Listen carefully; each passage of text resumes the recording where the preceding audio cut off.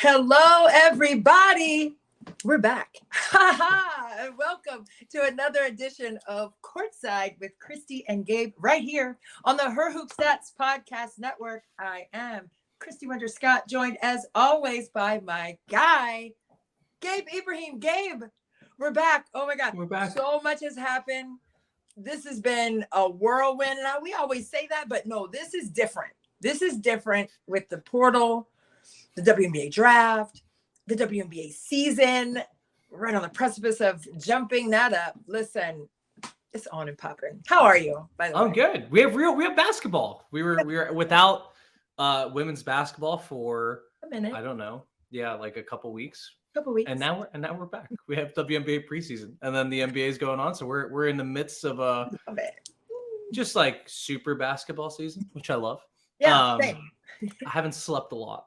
I gotta say. No, me either, but I love it. I don't care. It's great. It'd be even better if we could get some of these WNBA preseason games on the television. Please, the real television. Talk about that.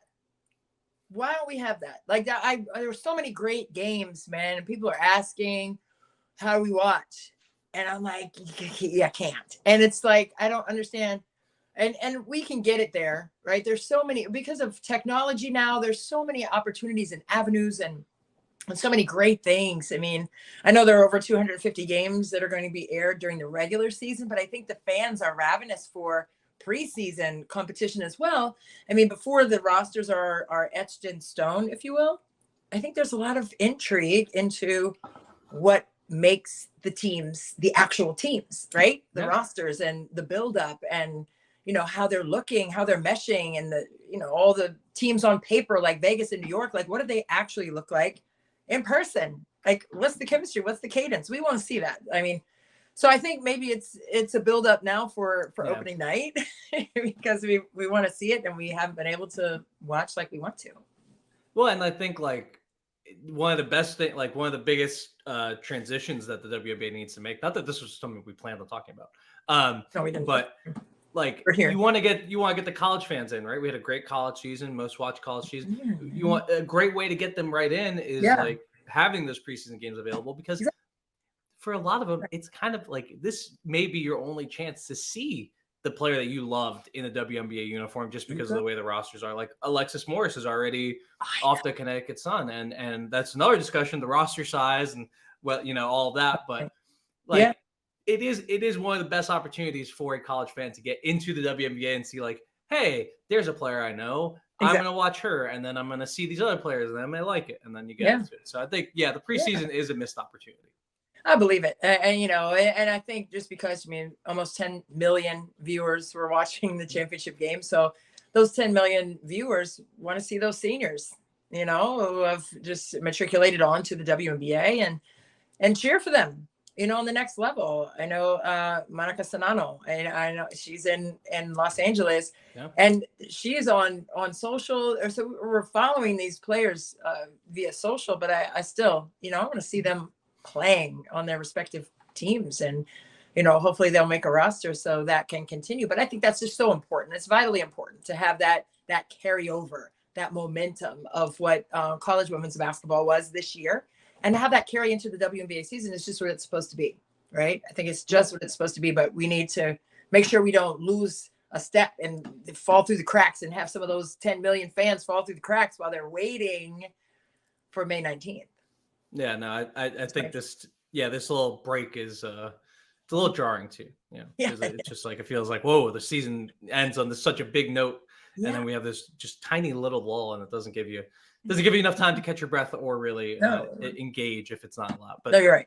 Yeah, that's a one interesting thing we talk about because I do want to talk more about the preseason, but like you said before we got on, we got to start with the transfer portal. I mean, this is last year was madness. This year, what is it? It's like stepped up. I have no idea. I have no idea what I call the transfer portal of madness again. I don't know. It's a lot. It's a lot. It was a lot this year. I think obviously LSU, UCLA, Stanford, UNC. They're like most teams in the country have been hit by either transfers in, transfers out, and it's really interesting to see. But what's like been your overall just like feeling about this transfer window as opposed to last year? Oh man, I think it's, tilting towards super team feeling, if you will. We've seen it kind of in the WNBA with the Vegas Aces, as we alluded to, and obviously with the New York Liberty loading up with former MVPs playing together, with Parker and Wilson and all. I just think it's going to be very intriguing to see how that looks on the collegiate level. I just think that it's, like you said, it's like, I don't know, like 2.0 from last year. It's scary hours for any of the other teams who are not the super teams right now. Like LSU has just built an amazing roster on a team that just won the national championship with young players. And anyway, we'll get into LSU in just a moment. But my total big picture take on this, I believe I read somewhere in an article that there were only 5 or 6 teams who did not lose players to the portal. So out of 300 plus teams, there are only 5 or 6. Like that's not a whole lot of teams. So we're talking more than 300 teams. Oh, Christy. Oh, we lost Christy. There she. Wait, Christy, we lost you. We lost you very briefly. It's okay. So you're talking about the 300 teams, and there's only like 5 of them that don't have any transfers out. How is that possible? I mean, it's just the way of the world right now. It's almost like at the end of the season, you just almost have to expect to lose players. And sometimes, they could be having a great time, right? Yeah. And leading scorers and the face of teams. And statistically, gaudy stat lines across the board. And the team is, the coaches are recruiting to build around you. And they still leave. I don't know. Like for me, I'm like, so now with the NIL deals, and I understand that part of it. I wish we had that when I was playing, but then again, I kind of wish we didn't. I don't know if that even makes sense because I hadn't really thought that through. But honestly, I don't. It would be so hard to say no to $1 million or whatever, or whatever it is, like Nike or whatever. Under Armour, I don't know. Like to leave your team, like I said, like they're building around you, like is your squad, and you bounce. God, that must be really difficult for these kids. And maybe they say no, it's not because there they go, right? They're out the door, and they're building their I don't know their legacy, but also they're building their brands, their individual brands with what they want to do after they finish playing basketball, or even when they get into the WNBA or NBA, whatever, playing overseas. Like they're building their business. Yeah. Right? And it's not the business of necessarily, I don't know. I'm not trying to knock it. I am trying to work it through. Why don't you take the baton and go with it? Because I feel like I'm going to say something that sounds quite negative, but I don't think I'm not trying to be negative, but I mean, there's just something to be said for staying with your team for 4 years. That's what I was gonna say. Yeah. Well, and so I think what I was gonna say, and I'm big transfer portal guy. I love the transfer. You are. I'm from. I went to the University of Miami. This largely benefits the University of Miami, as we will talk about later. But like, it also just like I believe players should have a choice. And I think if it's not a detriment to anyone if they have a choice, it just makes things harder and different for planning purposes. But I think I think the kids have to have the opportunity, not just for the NIL, to like see their different basketball opportunities, right? Because you mentioned those players who it was like their team, and we're gonna talk about LSU. Obviously, this is who randomly we're talking about. But like the players who it was their team, it was her team. Then she left. Yeah. I think that's kind of interesting. That's kind of like and something I always thought that was underrated about the whole LeBron coming to Miami thing, because this is of course all LeBron's fault still. It was like to this day, it's still he took his talent to South Beach and everyone else took their talents elsewhere. But I just think there's an element of like, I want to see how I am in this circumstance. How good can I be with 2 guys that I think are playing at my level? For Hailey and Anissa and Angel, they're saying, hey, how can we play together? Like, can we make this work with the 3 of us? Because that's going to be important for us to know if we can do that. A, and B, it's going to be pretty cool basketball-wise to figure it out. So I think there's a basketball element, there's the NIL element, which is obviously a huge factor, and then there's the fact that this is more or less allowed right now, and that people have extra years. So I think this is kind of going to be the peak. I think it's going to be the peak of the transfer portal. But what I wanted to get into, and back to what you said about there's something to be said for staying 4 years. Look at who was in the Final Four, right? Yeah. When you look at it, it's Iowa, a team that was together the entire time. 3 years. South Carolina, a team that was together the entire time. Virginia Tech had 2 big transfers come in, but their core had been there, right? And even at LSU, Angel was that team was mainly transfers. That's because there's a new coach. I don't think Mulkey's going to win like with all this high transfer this high percentage of transfers. Like I don't think she's going to have to rely on that so much more, because I think, to your point, it's way easier to have the kids come in and stay and pay them from the day one, and then they have their deal, and then they know where they are in the pecking order, and they're happy to be there. I think that's what you want to build as a program. So I'm with you. I think you want to be together for 4 years, but adding in transfers can be beneficial, and then also on the other side, it's very detrimental. And one player that I think kind of shows all of these aspects, right, is Jewel Spear from Wake Forest. I mean, yes. There's a podcast that I put out 2 weeks ago where I talked to her coach, who is just such a nice person who I like very much. And we were like, we don't see Jewel leaving. She really wants to be there. She said she really wants to be there. I think, hey, maybe one of those things change, whether it's NIL or the idea of being pro or challenging herself basketball wise. She decided to go to Tennessee and kind of take over for Jordan Horst in terms of the ball handling role there and be a different type of player and challenge herself in that way. I just think she kind of highlights all of this. It's like a player who was the person. She was the star, but she wanted something different. And I think, it's hard for Wake Forest. I'm happy for Jewel. I'm happy for Tennessee. Yeah. But I think, hey, maybe this is the best thing for her. I can't knock her for choosing that. So I don't know. It kind of hit me like that with that one. It doesn't hit me with the other Miami players for some reason, but like with Jewel, it's like I really want her to stay and she left. But I think she also has a good reason. She's like, I think this person can get me to the pros, and that's where I really want to be. That's my goal number one. I think that's where her focus was, and I think it's great. Yeah, I mean, to each their own. I mean, if you can live with the choices that you make and you're at peace with it, it doesn't really matter what anyone else thinks. And that, I mean, the earlier you get that in life, the better off you will be. I will say that. If you have blinders on and you follow your heart and you're good with that, no regrets. Absolutely. You can live that way. Hey, man, I'm living that way. I'm good. I mean, I'm like, and that's what you have to do. But that doesn't mean I'm not going to incur some tough decisions, right, that I'm making. But when I make them, trust and believe, the overthinker that I am, I have thought things through with fine-tooth comb. So when I make that choice, boy, I am clear with it and I have no regrets about it. So that's how I live. I don't know. So if you can do that and be fine with it, like, then by all means, stretch and fly, like do that. I mean, you only have one life to live. You might as well go ahead and live it and be happy. Right. So for these players who are doing it, I know Anissa Morrow. I mean, she's a double machine who's going down to LSU. Obviously, Hailey Van Lith also going to LSU.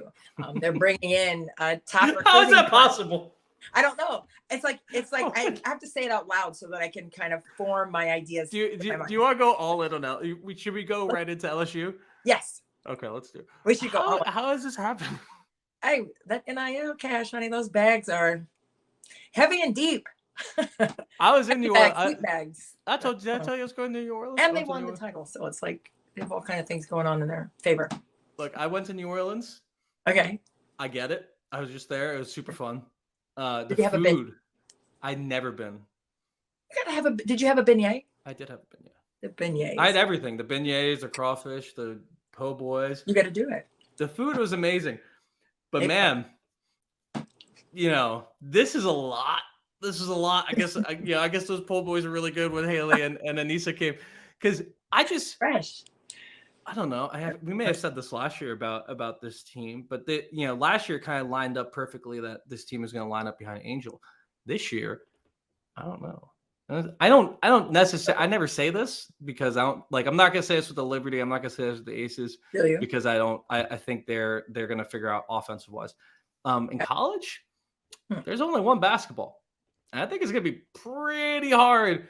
But like, I can't be negative because they got the 2 best players in the transfer portal. I don't know what to do. Christy, tell me what to think.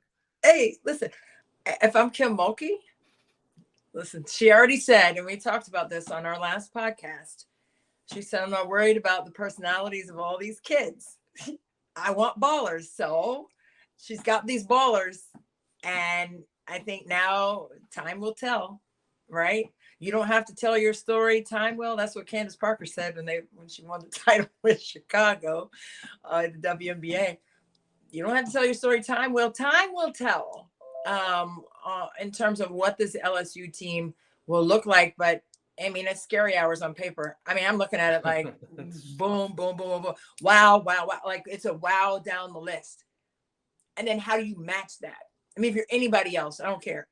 Any other team in the country, how do you match the length, the size, the speed, the ability to score on all 3 levels by multiple players, right? And defend, right? I mean, the glass work that Anissa Morrow is going to bring to the table to go along with Angel Reese, who was a machine on the glass. Come on. Who else is going to get a rebound? Like on the other team, I'm talking about. Like, yeah. I mean, even with LSU, I mean, how are they going to both have doubles? A really good rebounder too. You said what? Haley's a really good rebounder too. I know. So she'll get the long ones. The other 2 will clean up in the paint. So who else is going? Like, I think their rebounding numbers are going to be astronomical. And we can look that up on her hoop stats. Mm-hmm. Like, you know what I'm saying? Like when the season begins, I am intrigued to see what that's going to look like. But also, like the dynamic on the offensive end, what's that going to look like for LSU? I mean, what do you think that's going to look like with all of those pieces who do different things, obviously, but all bring a fiery aspect with their skill set, with their respective skill set to the floor? Hailey Van Lith, I mean, she's going to bring fire to the floor. I mean, you have Anissa Morrow, who is going to create contact inside and get herself to the line. What does she shoot the most free throws in the Big East this year, this past season at DePaul? Yeah, she did. I mean, she just creates these crevices where she's gonna create that contact and get to the line. So it's just, for me, if I'm trying to defend a team like that or form a scout against a team like that, I mean, my head is spinning trying to think, do you press them? No. What do you do in the quarter court? Do you man them? No. Maybe you press them. You said maybe press them? Maybe press them. I don't know. It depends on personnel, but personally, if I'm pressing, I'm not trapping in it. I'm not getting into rotation in the full court because that's going to be cash out on the other side. No thanks. Mm-hmm. I mean, if I'm pressing, I'm coaching against them. If I'm pressing, I'm 1, 2, 2 and 3/4 court just to contain or to slow down the clock a little bit. But I'm not, you're not gonna get run jump, run to the ball, sending us into the full court rotation where we give up backside scores. Like, no thanks. Like, I'm intrigued to see how people are going to cover them too. So not just what they present on offense, but I'm intrigued to see what people are going to do defensively against this team who creates a full court issue. They create a full court issue with who they're bringing to the floor. Like, no question. Well, so I think first and foremost, like this is kind of, it's not the same team, obviously, because they added 2 All-Americans.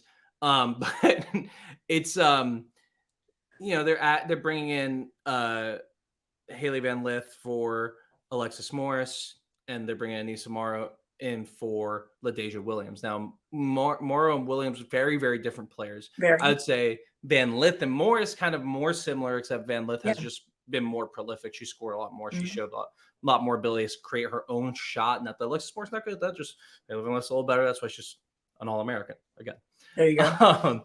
So I think the offense kind of works similarly in the way that, like, hey, if they're hitting their 3 shots, good luck. You guys can we can pack that up, right?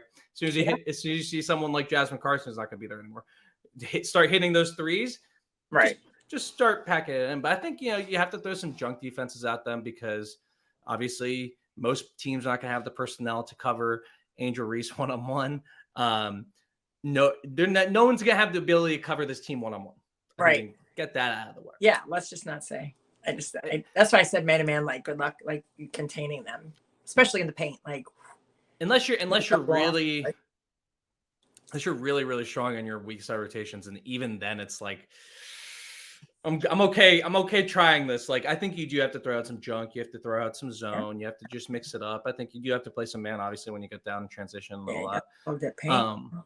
But I think, I think there's a way, because like, what is LSU going to run a particularly complicated offense? Probably not. That's not Monkey's way. She wants to roll out the balls and let the hoopers hoop, which here, I think early on, it might be a little awkward, right? Like I think that's something that's like a common thought, right? Like it's going to be a little awkward early on because they don't know how to share the ball. So if you don't have a necessarily like a stringent plan, they're going to fall into, just ISOing. However, if they ISO, it's still pretty good. I don't know is the point of this entire answer is I don't know how you stop them. Maybe you try to pull out some sort of like, box and one or like a 4. Yeah. I don't know. Or like, have just one rover coming around because you're going to need to clean up messes, whether it's dribble penetration or the post. Like, but even then it's like, well, you got to leave someone open and then you're just hoping people miss. That part. I don't know. Like you can, the junk defense, I'm a proponent of that. I mean, I told you about that, the triangle and twos, and diamond and ones, just like throwing things after a timeout. Even if we haven't practiced it, I mean, it saved the day several times over just to keep teams off balance. So they may see a lot of junk, maybe not for a full game, but here and there out of timeouts after free throw, goes in or something, we're coming down, we're doing something different just to keep them off balance, off kilter, especially with new pieces in the fold. So the chemistry is probably not going to be there. But it could be formed quickly. We've seen it go both ways with, a lot of new players to new teams. And sometimes it takes a full season and sometimes it's immediate. So it's going to be interesting to see what teams do against them to disrupt them, and they're going to want to get downhill. They're going to want to get to the rack. They're going to want to finish in the paint. And then they're going to send bodies to the rim for second chance points. So, I mean, it's going to be really, really intriguing to see how teams choose to cover them. Which one of these two players do you think is more suited to the SEC style of like, they play very smash mouth's a football term, but it's kind of smash mouth defense, right? Like they want to hit you on the press. They want to get down. They want to be big bodies, want to be physical with you. It's a very defined style of press. Very defined style of defense in the SEC. Sure. I think, Hailey Van Lith coming from the ACC, maybe a little bit more accustomed to it. Anissa Morrow, she does play against really good teams. Don't get it twisted, but it's not the same sort of daily grind that she's going to face in the SEC. Which one of these two players do you think is like their play style is more suited to the SEC? I'm going to Hailey Van Lith with this one because I just think the pace of play that she loves to play with, that she presents with her defense first. I mean, you talk about her offensive prowess and what she's able to do as a scorer and as a clutch performer in that way. I just think she's just as tough on the defensive end. She's a tornado on the defensive end. She's active hands, active feet. She cuts you off. She doesn't let you get to the elbows or to the slot area or into the paint. I mean, she's going to direct you to the corner. I mean, she is a staunch player on the defensive side. So for me, I think that's what's going to transfer most between the two players. And I just think, the toughness that she presents, and not that Morrow is not tough. She is flat out tough. Yeah. So I'm not saying that she's not. I'm just saying that, for the minutes that Van Lith played, which is tops in the country, top 5 in the country in minutes at Louisville last year, I just think that, she's battle tested in that way. And she's seen a lot of different defenses, which I think will bode well at LSU because like we just said, they're going to see a lot of different defensive coverage. So I think for that reason alone, I mean, I think she stands out as one who's going to have the most seamless transition. And not that Morrow is going to have difficulty, but I just think that when you have a player like Hailey Van Lith, it's going to be easy for her just to, jump right into the fold because she's seen it all and the pace that she plays with and the defensive energy that she brings and the Mamba mentality that she carries forth. I mean, that's hard to stop. You can't scout against that. I mean, you can scout against schemes and like forcing someone which way or making someone take shots on the left side of the floor more because, analytics tell your percentages are lower. But guess what? All that out the window when it comes to I'm scoring on this play. The dog in you index. The dog, you cannot scout against the dog mentality. That will not be denied. I don't care. Whoever has it, who has it, and who has it to the nth elite degree. And that is Hailey Van Lith. Period. And a lot of other people in the LSU program, good for them. Obviously going to be title favorites coming into next year. Now, I think there's another title favorite, not title favorite, but a sneaky contender here with Lauren Betts heading to UCLA. Very talented roster right now for Corey Close in Los Angeles. Betts is actually from Southern California. Mm-hmm. She is part of a kind of mini exodus from Stanford, with 3 big pieces leaving the program, along with Haley Jones graduating and going to the WNBA. Yeah, Atlanta. Lauren Betts going to UCLA kind of changes the dynamic in the Pac-12. I think they're kind of the favorites, right? At this point. Absolutely. I mean, especially with the upside that she possesses. I mean, as a young player, she has so much more to gain in her game. But to be, shifting in conference, that's always tricky, right? Yeah. I mean, it would be tricky. Like if you're going to leave, like go across the country or go to a different conference, like go down south somewhere. I don't know. I just think it's interesting that you're going to have to face your former team who knows all about you, right? Strengths, weaknesses, what they want to force you to do. But Corey Close, give her credit. I mean, Kiki Rice, is there obviously going into her sophomore year. I think she was had a phenomenal freshman season. DMV represent. Mm-hmm. Well, hey, Kiki, hey, if she's watching. But I just think that, they had a fantastic season, right? And to add a player like Betts, I mean, just her interior presence. What is she, 6'6", right? Yeah, she's real tall. She's very tall. Good luck. But that could be, I think, for Corey Close, that could be the missing piece that they needed, right? To continue to advance in the NCAA tournament. They needed some size inside. And the more you advance, I know it's a guards game in postseason, and you have to be able to take care of the basketball. You have to be able to organize and make great decisions. That's why you need a smart player there who is going to have a high assist turnover ratio. Or what I mean by that. Like, yes. Rated, but you also need an inside presence. I mean, you just do.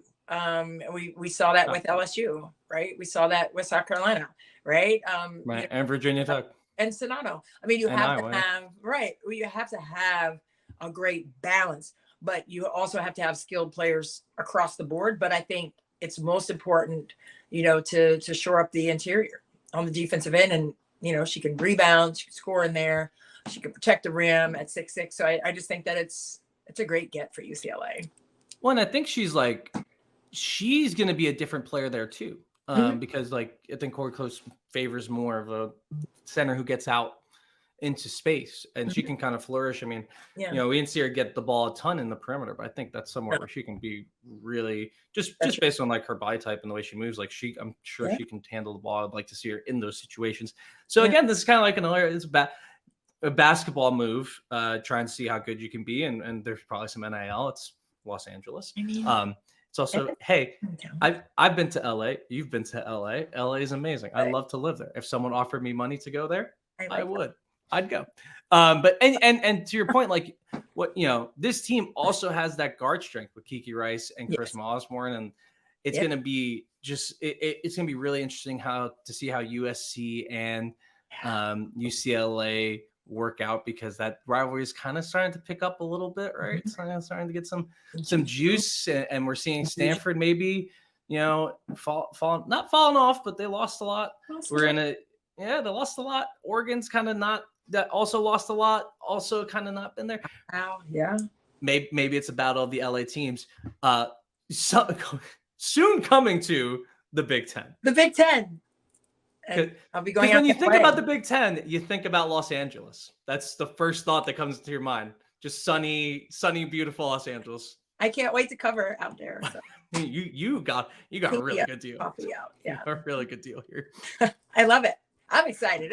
But also, because of different styles, also I think it's going to be intriguing to see how that meshes and changes the dynamic of the Big Ten once that happens. And I don't know, it's going to be fun, to have to watch that. It's gonna want to.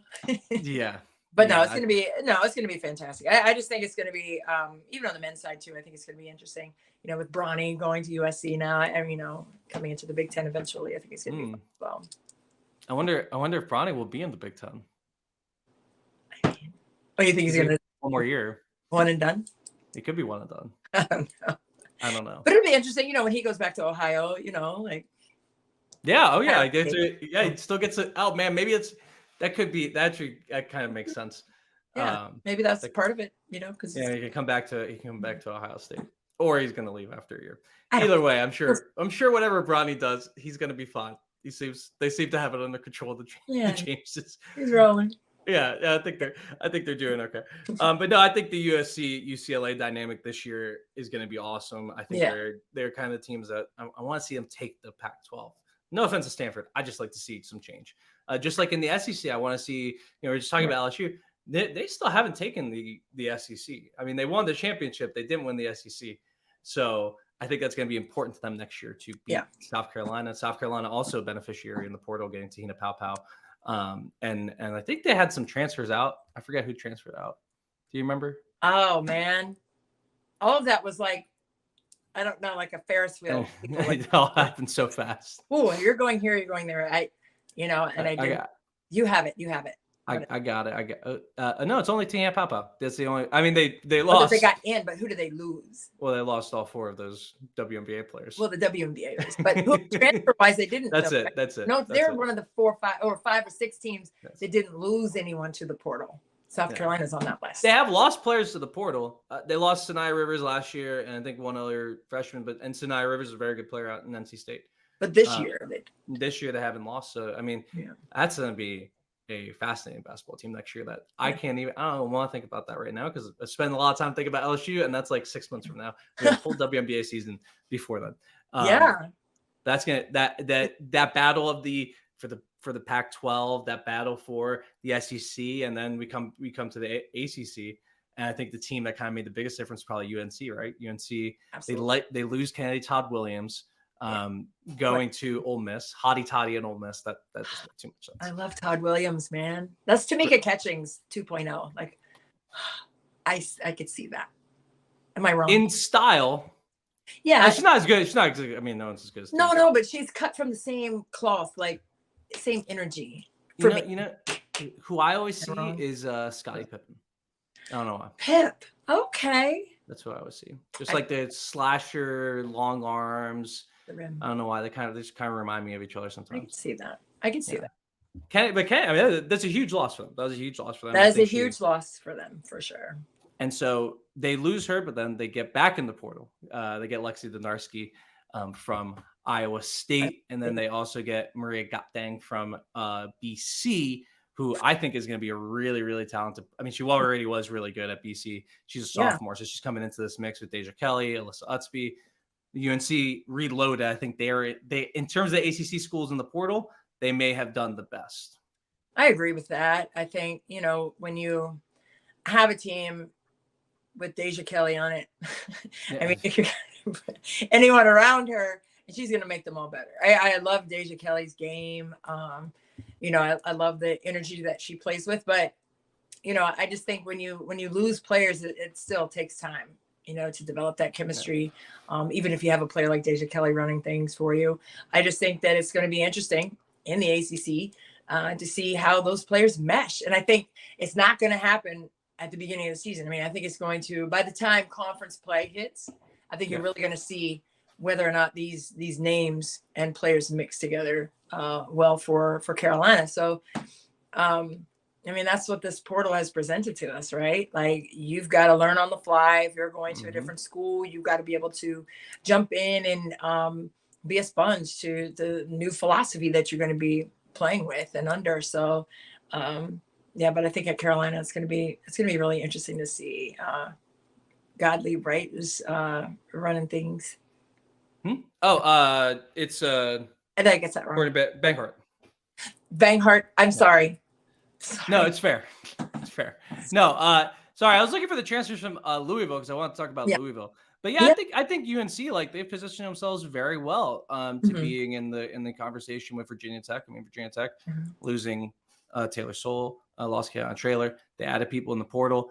I'm not sure they're of that caliber though. So we have an interesting place where, hey, there's another conference up for grabs. I think UNC did as good of a job as anybody at grabbing that. Obviously, Louisville's on the other side of the spectrum where they lost, one of the best player in the portal. I don't think that's unfair to say. No, that's not unfair to say at all. Right. And then the game, I mean, just like a huge like roster flip. I'm gonna count them up. We have 1, 2, 3, 4, 5 players out. Dang. 1, 2, 3, 4, 5, 6 players in. And a couple of huge names, like, you have Eli Love, who from Georgia Tech, Kiki Jefferson, who was the player at James Madison, team that, and they gave Ohio State a run, and it was mainly because of her. They get Jada Curry. That's kind of the big get there from Cal, and they're bringing in some really nice talent. It's just a complete roster overturn. Yeah. And so I don't know how you want to talk about Louisville, but I think it's interesting to see them having to just have a new team, basically.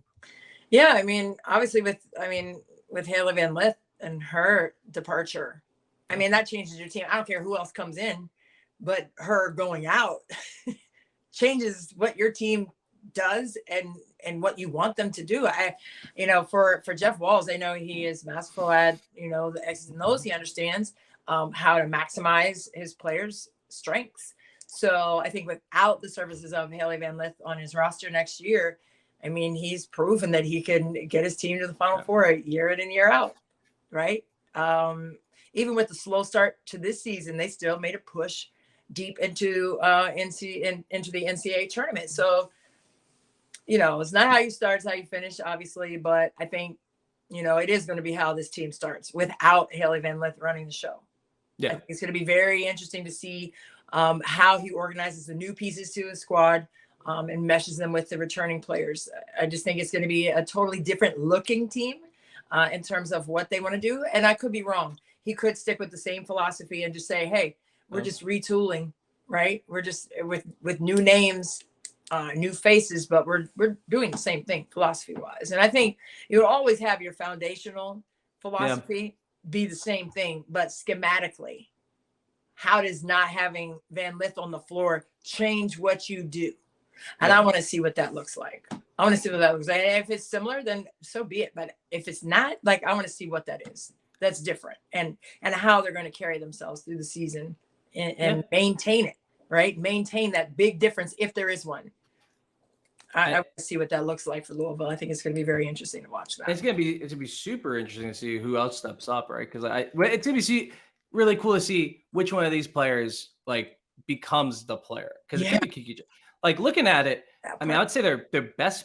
I mean, Jada Curry is really, really good. She's just 5'6", so that's she's really good. I'm just not sure how much she can get her own shot in the ACC as well as she did in the SEC. Don't show me the men's basketball roster, Google. I want to talk about the Louisville women's team. No one wants to talk about that Louisville men's team. No offense to them. No offense. They were really bad this year. They had a tough year.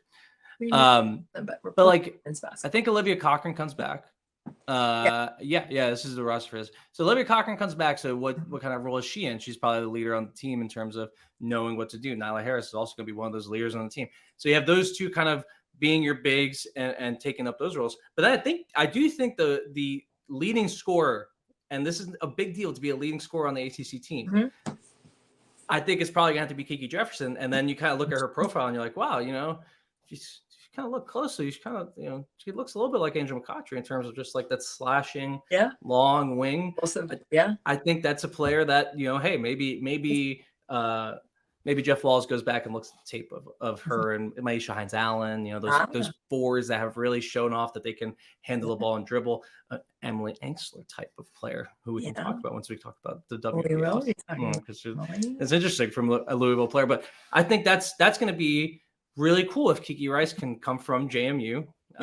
Shouts to the DMV and show up in Louisville and kind of take over an ACC team. It'll be interesting to see if she could do that. It will be very intriguing to see that and see, if the challenge is accepted, right? That's what you want. Mm-hmm. I mean, you're going to these different schools to be challenged in that way and to see if these players can step into those new, bigger roles against tougher defense and what that looks like for them. I think it's going to be really fun to see how they evolve through that all. That's a huge change and a big challenge.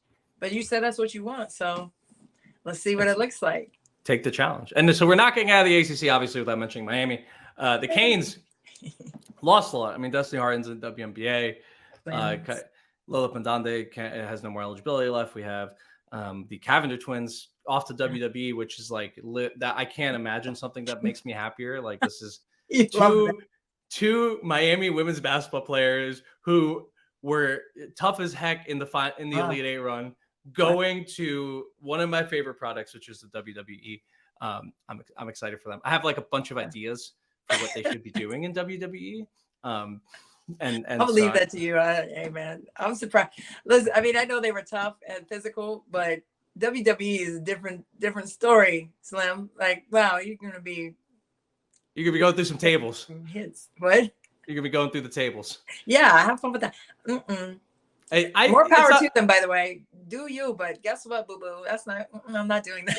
They're gonna be in the weight room for a while. They were basketball tough, but you don't see, as Charles Barkley always says, you don't see no basketball players throwing real punches.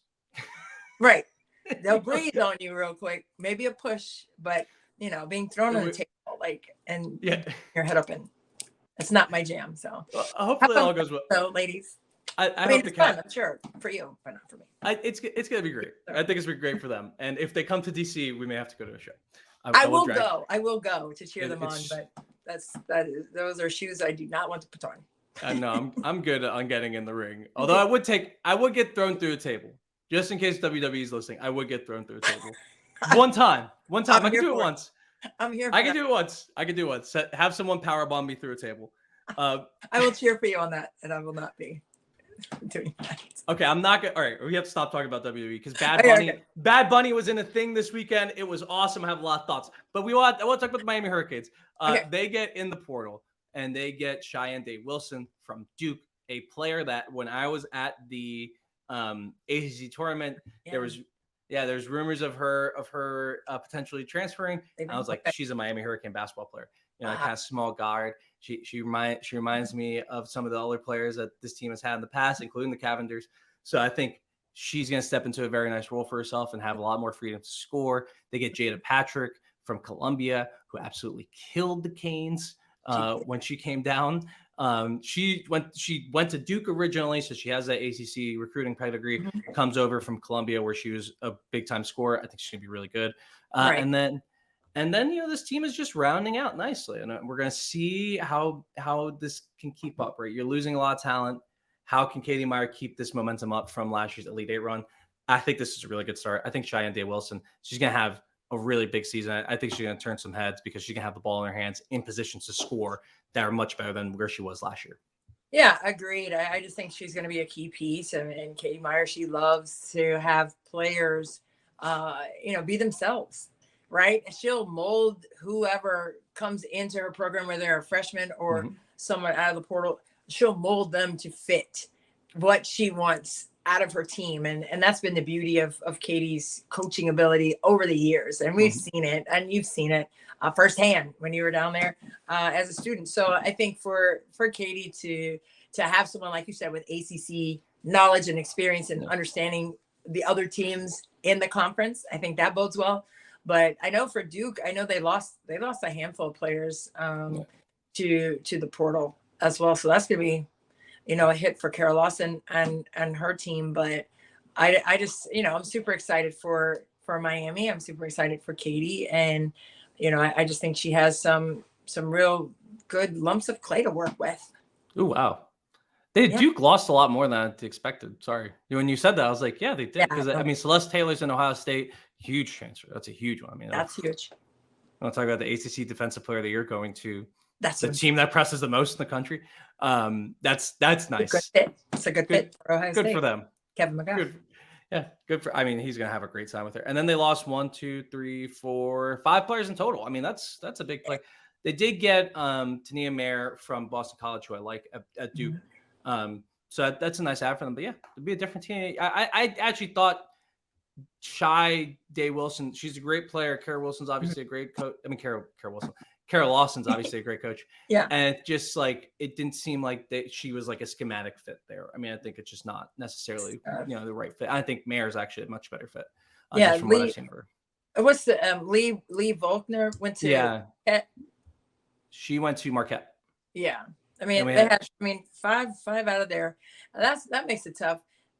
We're talking about, meshing players who are coming in, but it's hard when you lose like players you want to build with. You know, you recruited. Yeah, know the culture too. In the culture. I mean, you recruited these kids there, so that's hard too. I mean, as a coach, I don't know. You know how, you know, on the outside, I'm maybe a little rough, but on the inside, man, my heart is like, I leave with my heart. It's hard, you know, when players leave. And I think it's hard as a teammate too, you know, to have your, you know, roommate or, you know, your travel hotel mate, like, you know, it's hard. You build those bonds. So, I mean, it's tough all the way around, but you know, at the end of the day, you got to make the adjustment and deal with it. It is what it is. Yeah. It's a good lesson for the rest of your life when it is. Yeah. People just kind of move and change. It's unfortunate. Yeah. It's unfortunate, but it's let's go. You want to talk about more fun? WNBA preseason? Yes, please. How about the WNBA preseason? How about the what are we? A week away? A couple days away? You know. We got 7. Yeah, next Friday is the opening day. It's insane. We're gonna. As long as I get a credential, hopefully we are going to see the Liberty play their first game as a super team here in Washington D.C. Oh my gosh, can you imagine? I mean, it's going to be such a fun evening of hoops here in D.C. May 19th, 7:00, Entertainment and Sports Arena. If you're in the DMV area and you're not over there, like, what else are you doing? Like, let's go. Like, let's just go. It's Friday night. You know, summer's upon us. The weather's nice. Stop playing with me. Get over there and watch these teams play. And I think it's going to be an exciting Friday across the board in the league. You know, the first game in Canada is happening on Saturday this weekend, the weekend prior to the tip-off. And that's going to be fun. Our very own Megan McPeak is the play-by-play person for that game, and the all-female broadcast squad. That will have happened probably by the time you listen to this. But I know, but I had to put it out there because that's just Christy handled that wonderfully. I just wanted to make sure everyone knew. I had to put my girl out there. You know, my girl Megan. She's from Toronto as well, so just to have that game there. And I've seen all the pictures, Gabe, of like the statue that's out in front, and people are signing it. You know, and they're just so excited about having a WNBA cross the border, if you will, in Toronto to have this game. And I think, you know, we've seen the NBA go across borders and, you know, play in Paris and all these fun places, all the fun places in Paris. Sorry, I had to say it. Wait, who are the teams you're seeing in Paris? Like Notre Dame, South Carolina. We're going. I'm claiming it. You may have to go to that one without me. I'll go to the Olympics next year. We're going on our honeymoon. We're going to our honeymoon in September. So to Paris. No, to Rome. But it is Berlin. It's a bunch of different things. I do love Paris though. It's a great city. You made to downplay where you were actually. No, we could get into. I was like, I talked to. We had this whole discussion about like whether we should go to Paris. She really wants to go to. There's a place called Giverny, France, where Monet is from, the painter, and it's like very beautiful. It has like lilies and all that stuff. And so she really wanted to go there. I was like, we're going back for the 2024 Olympics because I already told Christy we're going. We're going. So we have to go to the 2024 Olympics. That's why I'm not going to Paris this year. But I do think you should go. You should get someone to send you to Paris. Go. I need to go to that game. So, you know, and if not, I'm going to be a fan. I'm going and I'm going to sit there and have popcorn and watch the game. Like croissants. Croissants. Oh my God. Freshly baked croissant from the bakery right next to wherever that arena is. Yes, please. I'm going to be sitting right there having the best day. Oh my God. So yeah, we're already claiming that. You know, we're manifesting that happens as well. And if not, I'm going to manifest it myself and manifest a ticket and just go over there and sit in that game and watch Let's talk about the other country that speaks French. Canada. I think it's going to be a great time. It's going to be a great time. It's it was Wings Sky, right? Or Sky Lynx. Sky. Yeah. So I think the Sky are weird. That's a weird basketball team. I do want to do a preview of them, but that's a weird basketball team. I think the Lynx are super exciting in the preseason though. Mainly because of Diamond Miller. I think she's playing some great basketball. And she lit up the Washington Mystics. She blocked the lane Delle Donne. Like she was all over the place. I mean, we got to see her. Well, did we get to see that game? Was that broadcast? I saw clips of it. I did not get to see that game. They were on the road in Minnesota. They had a scrimmage the day before the preseason game that was open to either season ticket holders or fans or both. You know, but it wasn't aired anywhere. But we were able to see some clips, and Diamond Miller, I mean, she had 19 points, I believe, and was phenomenally and efficient on both sides. As you said, she had some block shots on Delle Donne, or block shot on Delle Donne, but still was solid performer on the defensive end. And really got to the rim easily. I mean, I got to watch it via my super secret methods. Hey, I need information. The super secret method is YouTube.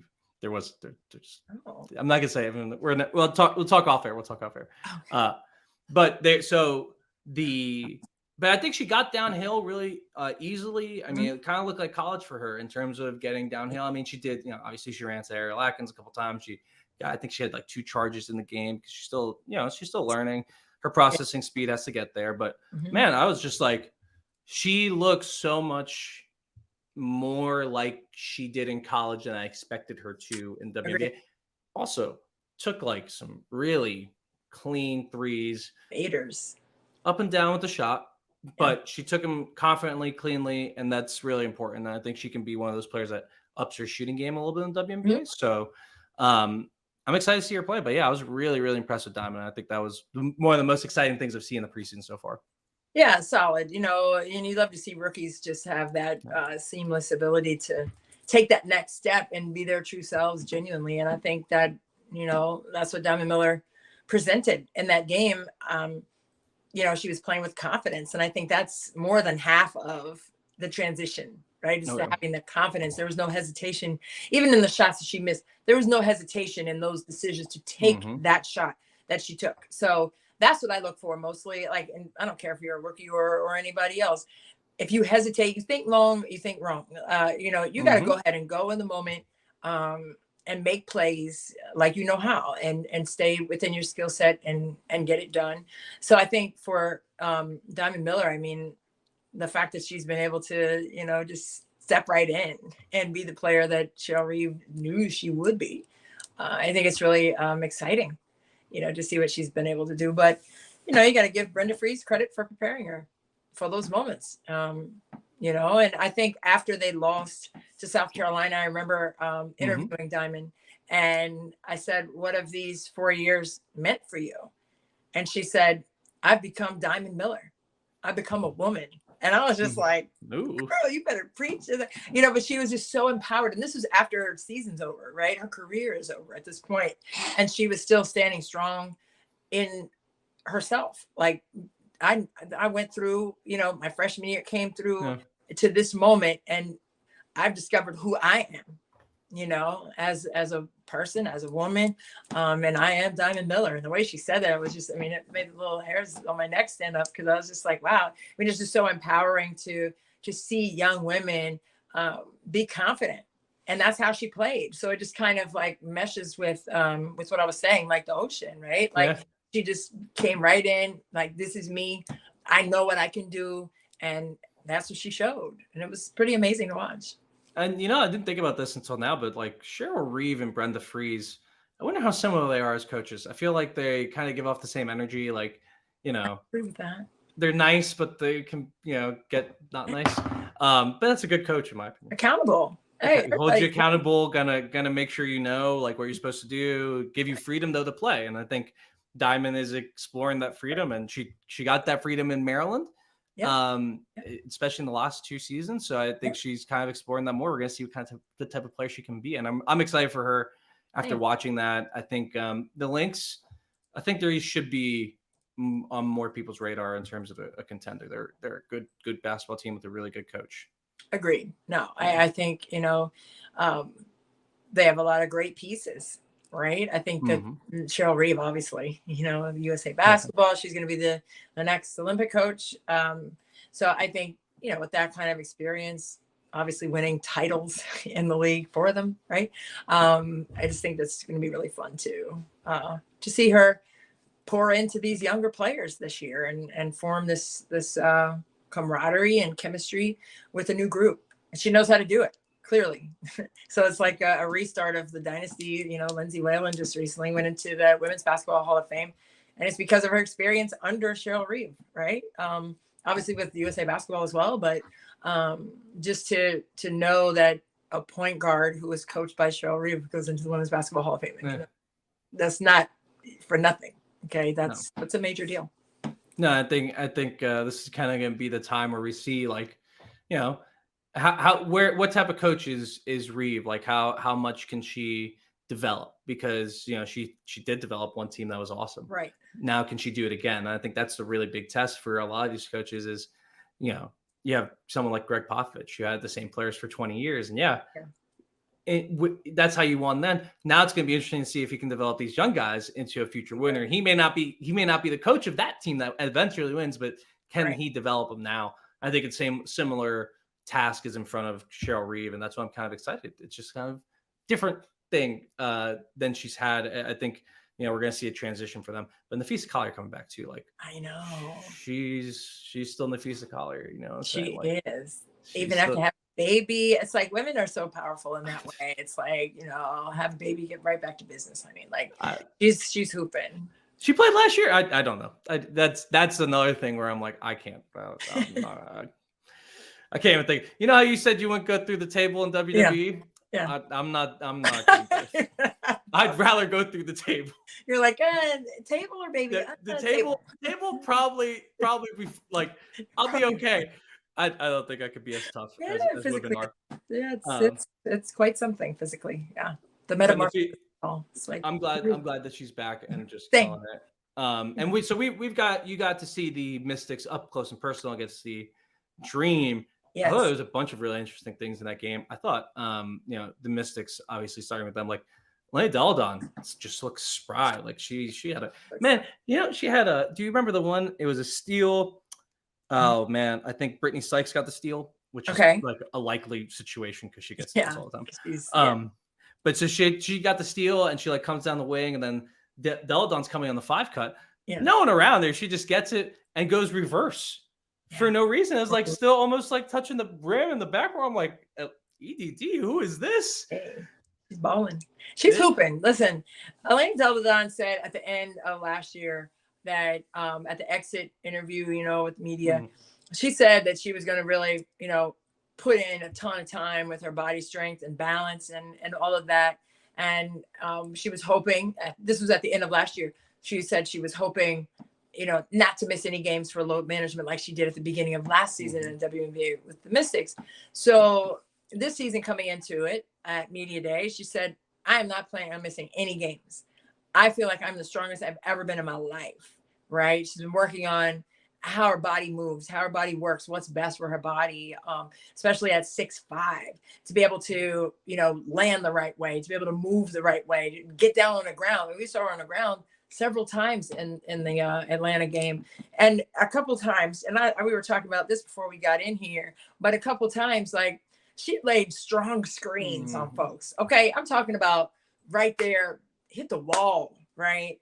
And she didn't fall. Like, she was just still standing, and it was just like, wow. And before, I think watching her set a screen like that, like being really physical, I would cringe because of her back. And I mean, she had a broken nose, she had a bone bruise in her knee, and she had 3 herniated discs in her back. First of all, how? Second of all, every time she fell down or had like a you know, crash with someone on a screen or something, I'd be like, oh, is she good? Did that jar her back? You know, is she all right? And in this preseason game, nothing like that. Yeah. No feeling from me. Like, I see her as being sturdy, as being strong, body on balance. And the fact mentally that she's already said, I'm the strongest I've ever been in my life. I mean, that carries weight also. But she did get hit with the screen and fell. So it was super physical, but I think, you know, it didn't phase her. And because it didn't phase her, it didn't phase me, because I'm always worried about her body, you know, because of all of the things that she's been through with it. But I mean, you hate asking about it because, I mean, but it's a valid question and a valid, you know, curiosity that a lot of people have. You know, a lot of people have asked me, is she healthy? Right. Yeah. And I'm like, yes. I'm like, she's more than healthy. Like, she is dominating. I was at practice today and she was dominating. Her shot looks pure as always. Her decision-making, pure as always. I mean, great passes out of double teams, dig downs. Like, she's able to, you know, see over defenders at 6'5". So, I mean, she's just, you know, 2-time MVP. in the league, and there haven't been a lot of them. There haven't been a lot of 2-time MVPs. There have barely been 3-time MVPs. So I think it's Swoops, Leslie. We'll go into that, but she's won 2 MVPs for a reason, and she has an Olympic gold medal, and obviously won a championship in DC in 2019. So this is a player who brings an invaluable amount of experience to the table. I know Eric Thibault, the new head coach there. Mike Thibault's now the GM, but Eric said, he wants to have her be more vocal. Now she's like a legit vet for this team. And I think we've seen that so far in training camp, her stepping up into that role as well. So it's really fun. Yeah, and she's going to need to take over some more of that responsibility just with a new coach, especially a younger coach. I think she's kind of going to be the person who he relies on for that. And it's a great person to rely on. I would rely on Delle Donne for almost anything in my life. But man, she just looks, she says she's stronger. She looks stronger. She looks like look like it's real, big now. It's not like a small forward in a power forward's body. It's like she's powerful. Yeah, she's strong. She's a little bit more explosive. She's a little bit quicker. I believe her, I guess is my point. As you believe her, I believe that she's as strong as she's been. I believe what she said last year, like I have a new body and I'm getting up and seeing how much higher I can go and jumping as fast. It's like, I believe you. We see her being a little bit more athletic, which is just, that's awesome considering all those injuries you listed. That's what I'm saying. It's like, a lot of people would have said like, nah, this is too much, but she is a worker. Like she said, she loves the process. Yeah. Heard her say that the other day after practice. She was like, I love the process of getting better every day. She saw it as an opportunity to get better, which is incredible to me. Like, having all those injuries and saying, this is an opportunity for me to change something and do something a little different. And man, I think she's going to have an MVP level season. Agreed. I think this team will win enough that she will be in the MVP conversation. So we'll see if she is, winning the MVP takes a lot more chance than we like to admit, but I think she'll be in the conversation at the very least. For the rest of Washington, obviously people played well. Brittany Sykes played well. Ariel Atkins played well. Just like normal stuff. In the preseason, I'm not looking for them. I'm like, unless you're doing something completely different than you're normally doing, right? Good. And like if we see them, they're going to be awesome. I think that backcourt's going to be amazing. People I want to talk about though are like, who's going to make this roster on the back end? Because there is a battle right now. You got Emily Engstler, you got Alana Chinecki, who's playing some really good basketball. Love her. She fits a lot of the things that the Mystics have wanted in a backup point guard. Yeah. I really like the way she's playing, like a lot. Jasmine Jones, though, making a good case for herself to be the backup point guard. I think Tiana Hawkins, Amanda Zawi-B, there's a lot of really good players vying for those last 2 spots. I think my initial reaction was, well, they're going to probably keep Hawkins and Amanda Zawi-B because they've invested in them. But I don't know. You look at Chinecki, and I'm like, Chinecki and Engstler look like Mystics for the next 10 years, maybe. I don't know because they're not on the team yet. And I don't want to say don't be an idiot, but they look really good in the Mystics uniform. They look very good. Alana Chinecki, they call her L because Elena. We've got to change it. But they've been calling her EL. Some people just say like the letter L. I don't know. They're figuring it out, but they call her L, and she has been phenomenal. She had a phenomenal day today at practice. She was able to get downhill and finish contested at the rim. And she's a little thing, right? But her timing is so swift. She is very smart with the basketball. She knocked in a 3 as well, another contested bucket. But she's tough. She's tough. She's tough. And that's what I was saying about Hailey Van Lith. You can scheme all you want to against tactical things about players, but you can't scheme against mentality and being a dog. She's a dog, flat out. She is in your face. She's in your space, disrupting you on defense. She's up underneath you. She is relentless in that way, but she's also very smart on the offensive end. And it's going to be, it's hard across the board in this league with the 12 teams to make a roster, but to make it here, I think it's going to be really imperative for her to stand out in a way where she can organize and conduct the offense, right?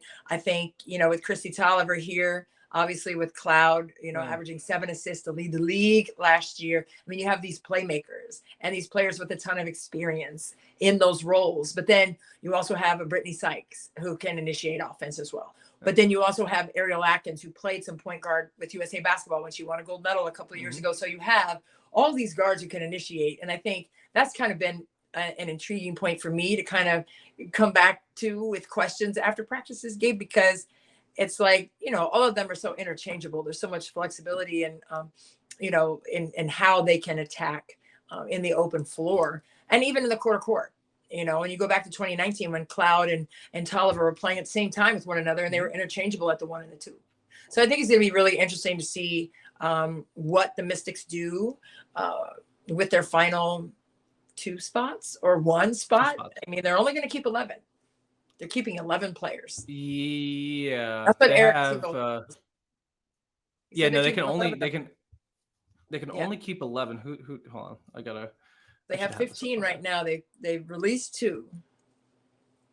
They can only keep 11, and let's see how many they have. So we have Elena Delle Donne. I'll count them out. Elena Delle Donne, Brittany Sykes, Natasha Cloud. It's 3. Mike Shines Allen 4. 5 is Ariel Atkins. 6 is Tori Walker-Kimbrough. Christy Toliver is 7, and Shakira Austin is 8. And I only have 8 spots? No, Gabe, that's not right.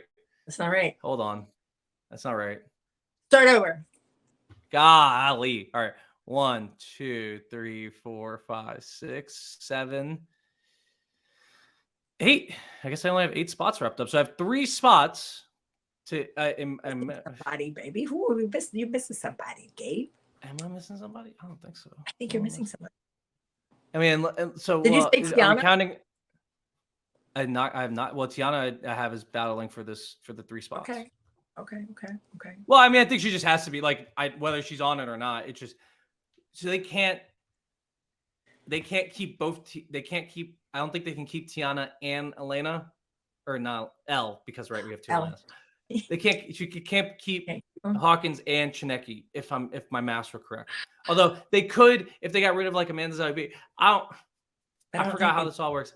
I don't do this in the training camp because it always gets too confusing. But so even with even with we have 10 players. Let's say Tiana Hawkins is on there. We have 10 players. Because who was I missing? Oh, 11. All right. No, I wasn't counting Amanda Zawi B either. Zawi B. Yeah. So one of those. All right. So we got 3 spots for Zawi B, Hawkins, Jazz Jones, and Chinecki and Emily Engstler. So we have 5 players for 3 spots, and they have to be in a specific order that I'm not going to be able to tell you right now. Someone else could on Twitter, I guess. They have to be in a specific order because you can't have Chinecki. I know Chinecki and Hawkins don't work if you also have Zawi B, but if you have Engstler and Chinecki, I believe you can keep Hawkins. I know it's a weird sort of deal financially. Financially, yes, financially. You cannot keep 12 players. There's no way to keep 12 players. They cannot. But there is a method to keep someone. So it's gonna be tough, man. I like, and the way you have to view it is from the Mystics perspective, are you looking at it as who can help us win? Yeah. Or who can help us win this year, or who can help us win going forward? Is the player that we're going to put on the bench as the 9th person going to be a key contributor to our team? Mm-hmm. Perhaps. Is the person we're going to put on the bench as our 10th player? Is that player going to be a key contributor? Right. Hopefully not. If they are, something's gone wrong. If the player that's the 11th player on the bench is a key contributor this season, something's gone really wrong. That means we have multiple injuries on the team. Right. That can happen because it happens every single season. So I feel bad because I'm hey, part of me wants to be hey, develop these 2, develop Engstler and Chinecki and see where this goes, because these 2 could be snags for this franchise going forward. But then the other part of me is Tiana Hawkins and Amanda Zawi have been there. They've played. Right. And Jasmine Jones has played. She's played in she's played in big games.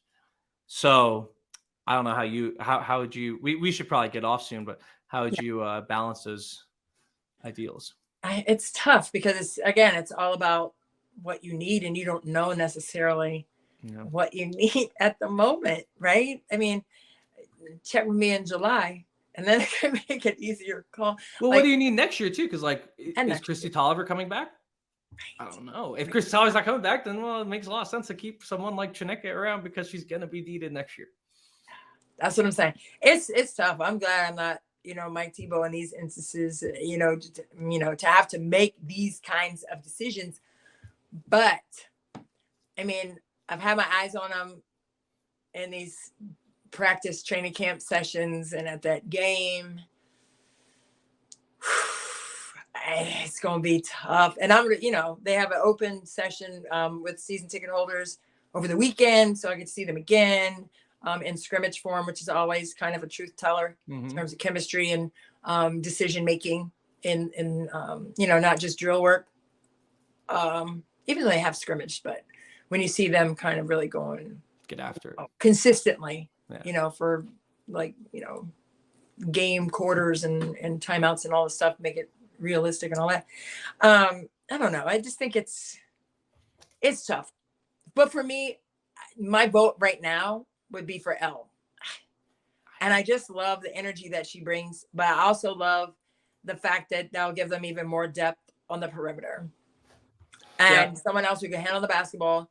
Toliver, I don't know what her minutes will look like, and she's fine. She's not injured or anything. She's not load managing or whatever like that. But Christy Toliver is such a great player coach, and that's what all Ariel Atkins said that today after practice is that, when she won the title with her coming up on 4 years ago now, which is insane. Oh, I know. How she looked up to her, and then now they're, they always kept in touch and everything, even when she went back to LA.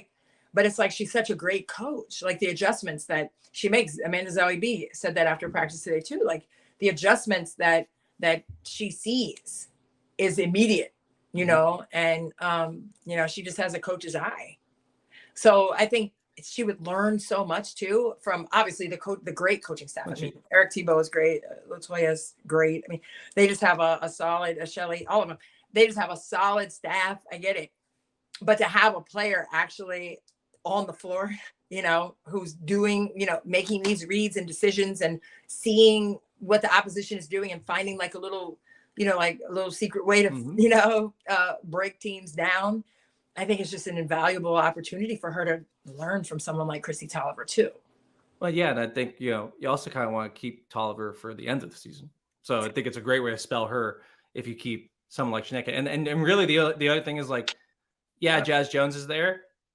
Jasmine Jones is not a true point guard in that sense. And Toliver's a combo, but she's so smart, like you said, like she's literally an NBA coach. Like she could play both and be fine.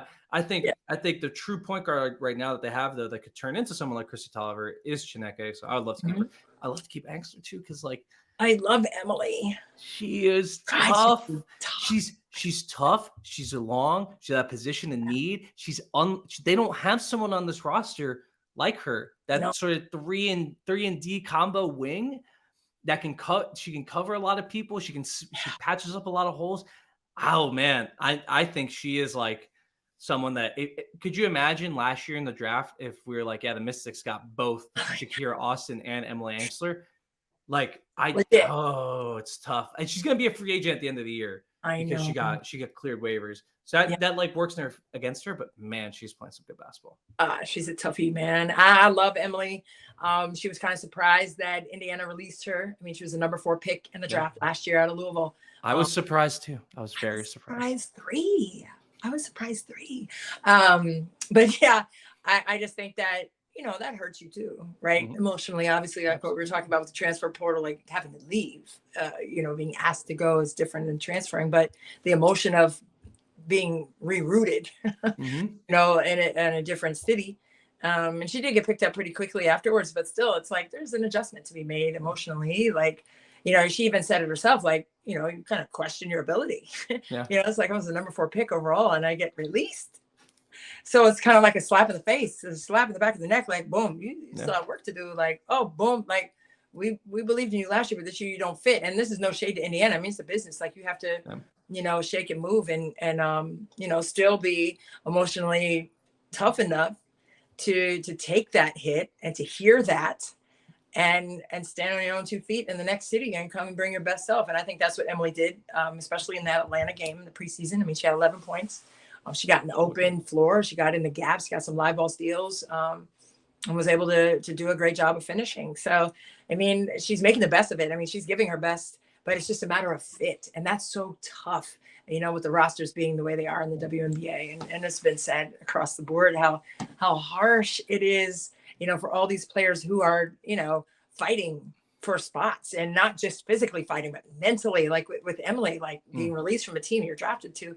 And then in your second year, you know, fighting for a spot on a team. Gosh, it's sad, man.